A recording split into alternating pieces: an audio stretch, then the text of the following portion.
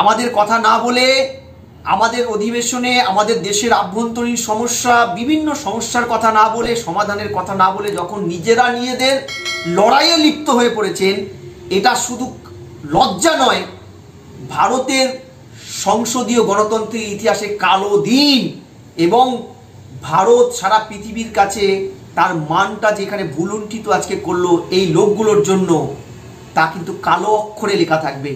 লজ্জা করে এই সেই মানমন্দির গণতন্ত্রের যেখানে যেখানে বিরোধীরা কথা বললে দেশের সোশ্যালিস্ট ডেমোক্রেসির অন্যতম প্রবক্তা, দেশের প্রথম প্রধানমন্ত্রী পণ্ডিত নেহেরু নাকি ঝুঁকে পড়ে, পারলে শুয়ে পড়ে শুনতেন, সবার কথা শুনতে হতো। বহুদলীয় ব্যবস্থা আমাদের বহু সংস্কৃতির প্রতীক, তার মানমন্দিরে আজকে যেটা হলো সেটা আর কোনো ভাষা নেই। আমি বলছি তো এই সংসদ তো সার্ভিলেন্সের পার্ট, সিসিটিভির। সরকার দ্রুত নিরপেক্ষ তদন্ত করে সংসদীয় গণতন্ত্রের গরিমাটাকে ভুলুণ্ঠিত করা যারা করেছে, সেটা যে দলের, যে বর্ণের, যে রঙের হোক না কেন, তাদের বিরুদ্ধে দৃষ্টান্তমূলক ব্যবস্থা নিক। কারণ এই সংসদে কিন্তু বাক্য চয়ন, বাক্য ব্যবহারও কিন্তু প্রতিবন্ধকতা আছে। এখানে বলাই আছে কোনটা সংসদীয় ভাষা, কোনটা সংসদীয় শব্দ, কোনটা অসংসদীয় শব্দ। এখানে আচরণবিধি বেঁধে দেওয়া আছে, লিস্টেড করা আছে।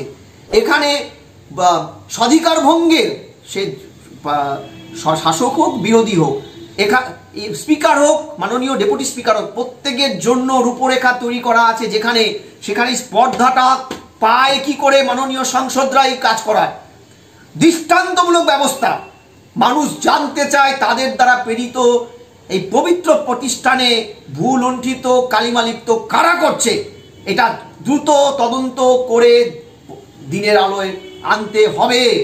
তা না হলে আমি আপনাকে বলছি, বিচার ব্যবস্থার প্রতি মানুষের আস্থা হারিয়ে ফেলেছে, এক্সিকিউটিভ স্তরে মানুষ আস্থা হারিয়ে ফেলেছে, পুলিশের প্রতি মানুষের আস্থা হারিয়ে ফেলেছে। এরপরে সংসদ, পবিত্র সংসদের উপরে যদি আস্থা হারিয়ে ফেলে, তাহলে কিন্তু মাৎসুরায়ের যুগকে কেউ ঠেকাতে পারবে না, পৃথিবীর কোনো শক্তি পারবে না।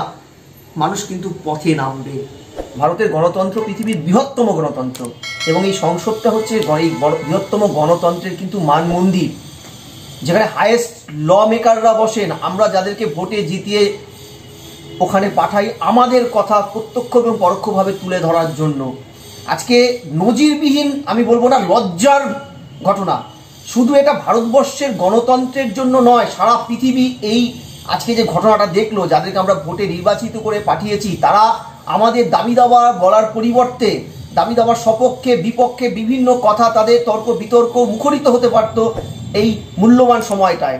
আপনি খেয়াল করে দেখুন, এই সেই সংসদ যেখানে নেহেরুজি যখন বক্তব্য রাখতেন বিরোধীরা চুপচাপ শুনতেন। বিরোধীরা যখন, এমনও আছে নজির, বিরোধীরা হিরণময় বাবুর মতন সাংসদ, তখন বাগ্মী সাংসদ কথা বলছেন, সোমনাথ চট্টোপাধ্যায় কথা বলছেন, তিনি যখন কথা বলতেন, কথিত আছে আমাদের প্রথম প্রধানমন্ত্রী দেশের জওহরলাল নেহেরু নাকি ঝুঁকে পড়ে শুনতেন তাদের কথা। কখনো কখনো ঝুঁকে তিনি একদম শুয়ে পড়ার মতন অবস্থায় চলে যেতেন। এই যে সংসদের স্যানিটি, পবিত্রতা, গণতন্ত্রের পবিত্রতার প্রতীক, আজকে সেটা কিন্তু ভুলুণ্ঠিত হলো।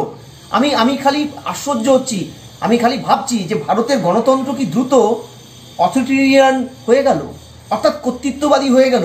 ভারতের গণতন্ত্র কি ধীরে ধীরে এই টোটালিটেরিয়ানের দিকে চলে গেল? ভারতের গণতন্ত্রে যে নেতারা এই গণতন্ত্রের প্রতীক, জনগণের দ্বারা নির্বাচিত, তারা কি চিন্তার কথা, পরসংস্কৃতির কথা ভুলে উন্মাদনা, জনগণ এই অনিয়ন্ত্রিত আচরণ, এইসব কি তাদের গণতন্ত্রের প্রতিকৃত বা অধিকার ধরে নিল?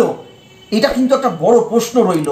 কারণ খেয়াল রাখতে হবে, এই সেই বৃহত্তম গণতন্ত্র আমাদের, যেটা কিন্তু পারস্পরিক মতাদর্শকে সহিষ্ণুতার নজরে দেখার শিক্ষা দেয়।